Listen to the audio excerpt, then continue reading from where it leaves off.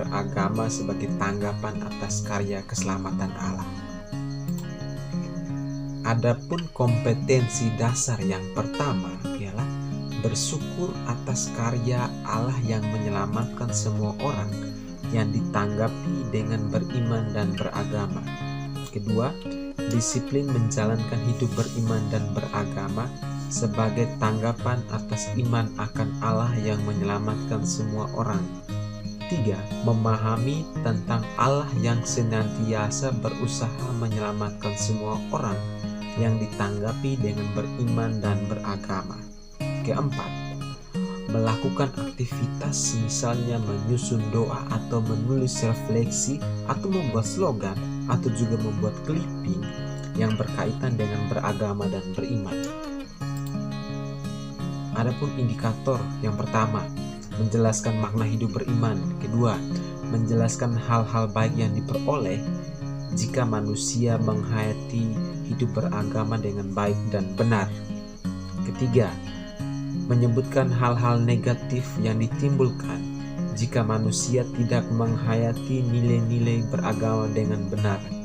Keempat, menjelaskan ajaran gereja tentang agama dan beragama menurut Injil Lukas bab 18 ayat 9 sampai 14.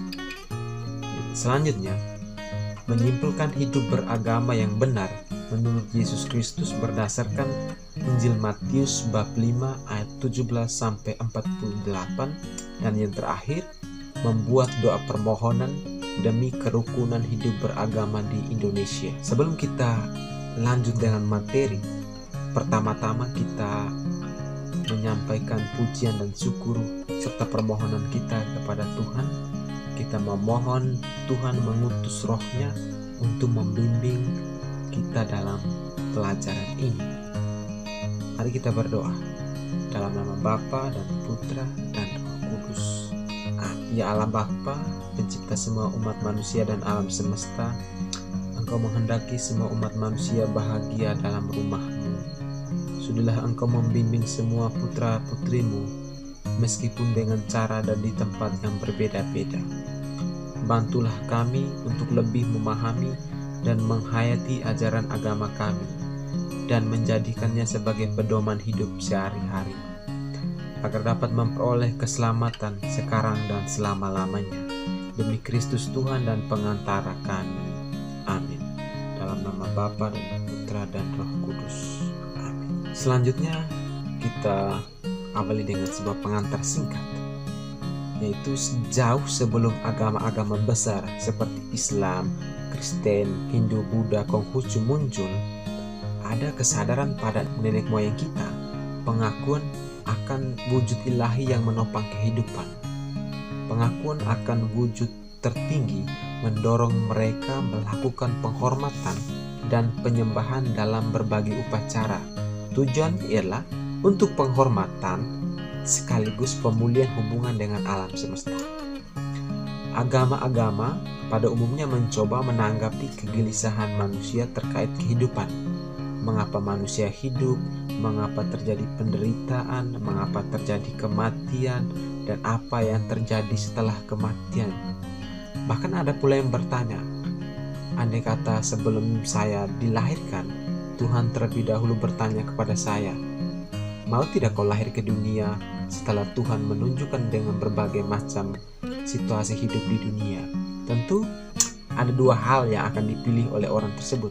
Kemungkinan pertama, dia akan tetap datang, tetapi dia memilih orang tua yang kaya raya agar hidupnya tidak susah. Dan yang kedua, dia memilih untuk tidak mau datang karena dia tahu hidup di dunia itu susah. Namun sayang bahwa hidup kita tuh bukan seperti itu. Kita lahir itu karena cinta. Selanjutnya, hal itu dilakukan dengan menunjukkan berbagai jalan, yakni ajaran-ajaran serta kaidah-kaidah hidup maupun upacara-upacara suci. Bagi manusia, semua pertanyaan tersebut merupakan suatu misteri yang tak terjawab. Pada akhirnya, manusia mempercayakan seluruh hidupnya kepada penyelenggaraan Tuhan melalui agama yang dianutnya. Terlebih dahulu kita pahami dulu arti kata agama. Nah, Secara etimologi, kata agama itu berasal dari bahasa Sanskerta yang merujuk pada sistem kepercayaan dalam Hinduisme dan Buddhisme di India. Agama terdiri dari kata a yang berarti tidak dan gama yang berarti kacau. Dengan demikian, agama adalah sejenis peraturan yang menghindarkan manusia dari kekacauan serta menghantarkan manusia menuju keteraturan dan ketertiban.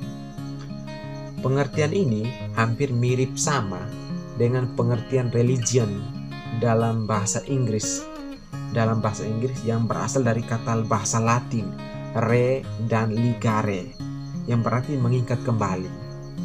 Berdasarkan akar kata bahasa Latin itu, agama berarti keterikatan sekelompok manusia dengan Tuhan atau dengan wujud tertinggi.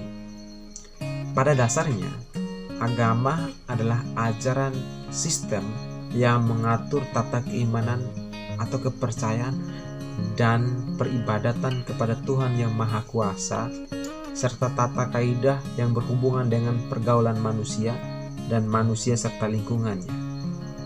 Sedangkan Dr. Franz Dahler mengartikan bahwa agama adalah hubungan manusia dengan sesuatu kekuasaan yang lebih tinggi daripada dia, dari mana dia merasa tergantung dan berusaha mendekatinya. Itulah sebabnya hampir seluruh penduduk di dunia ini menganut agama tertentu dengan alasan yang beragam. Latar belakang yang menjadi alasan orang beragama tersebut akan sangat menentukan bagaimana orang menghayati agama yang dianutnya. Namun, ada juga yang menolak Tuhan, ateis, karena beragam alasan. Nah, kita perlu mengetahui alasan manusia memeluk agama. Yang pertama itu untuk mencari perlindungan. Ketidakberdayaan manusia dalam menghadapi bencana yang jauh lebih kuat dari kemampuannya mengatasi itu mendorong dia untuk datang kepada Tuhan, meminta bantuan Tuhan untuk mengatasinya. Selanjutnya, itu menemukan jawaban. Agama itu memberikan jawaban dari semua pertanyaan manusia tentang dirinya ketika akal budi dan kemajuan ilmu pengetahuan dan teknologi tidak mampu memberikan jawaban. Ketiga, meneguhkan tata nilai.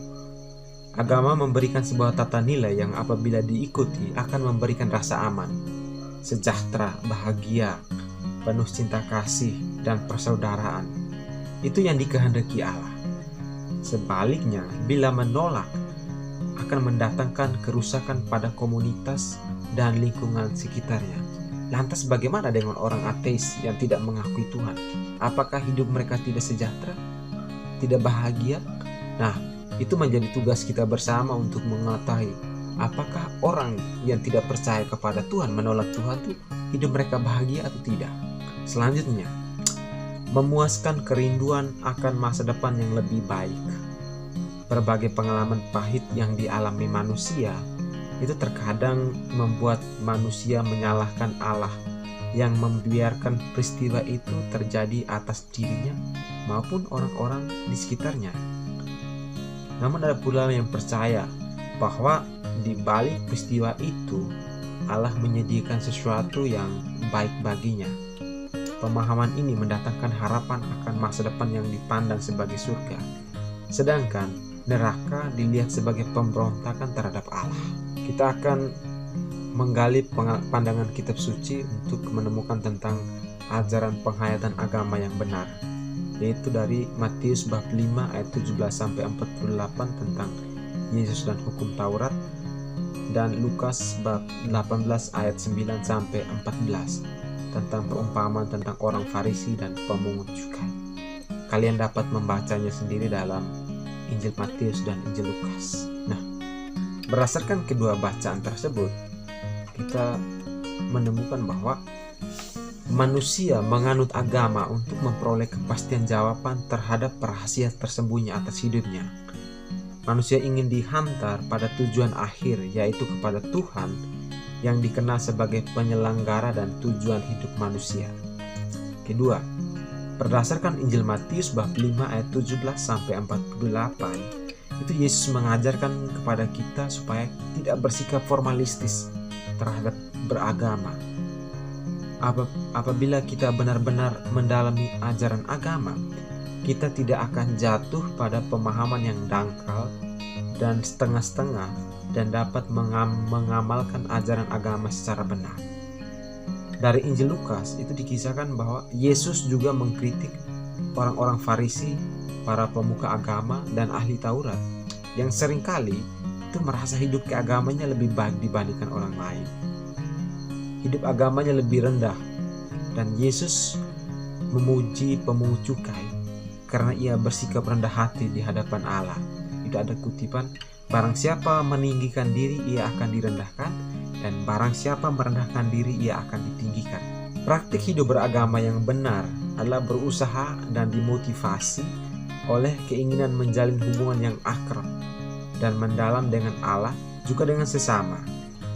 Hidup beragama itu sendiri harus didasarkan pada dorongan dari dalam untuk mencari kebenaran, sehingga agama menjadi pedoman hidup dan sarana bagi manusia menuju Allah sebagai sumber keselamatan sejati. Mereka yang sudah menjalankan agamanya dengan baik dan benar itu dapat merasakan sendiri dalam hidupnya dan dalam masyarakatnya seperti kedamaian, kasih, dan persaudaraan. Hidup mereka sungguh tertata dengan baik, relasi dengan sesama rukun. Hati mereka tak pernah tenang melihat penderitaan sesama. Mereka berani menanggung resiko dalam memperjuangkan kebenaran dan keadilan, bahkan rela berkorban sampai mati demi orang-orang yang dikasihinya. Sebaliknya, sikap beragama yang kurang benar secara umum muncul sikap munafik, radikalisme, terorisme, kurang menghargai orang lain. Bahkan agama itu dijadikan topeng untuk menutupi kejahatan mereka. Nah, terakhir kesimpulan, bahwa kita harus benar-benar mendalami ajaran agama kita sehingga tidak jatuh pada pemahaman yang dangkal dan setengah-setengah. Kita juga harus bersikap kritis dalam menyikapi pandangan agama sendiri dan atau orang lain dengan mengutamakan kehendak Allah sebagai ukuran kebenaran, sehingga kita dapat bersikap rendah hati di hadapan Allah dan sesama. Hidup beragama yang benar itu menuntut kita untuk menjalankan atau menerapkan agama kita dalam hidup sehari-hari. Agama harus dipahami, dihayati, dan dilaksanakan. Terakhir, evaluasi. Evaluasi itu bermaksud untuk mengukur sejauh mana kemampuan kalian memahami materi ini. Dengan tugasnya adalah kalian diminta untuk membuat doa permohonan demi kerukunan hidup beragama di Indonesia. Sedangkan untuk ulangan harian, itu filenya ada pada deskripsi video. Silakan Anda kerja di sana ya. Terima kasih, sampai jumpa di materi-materi selanjutnya. Shalom.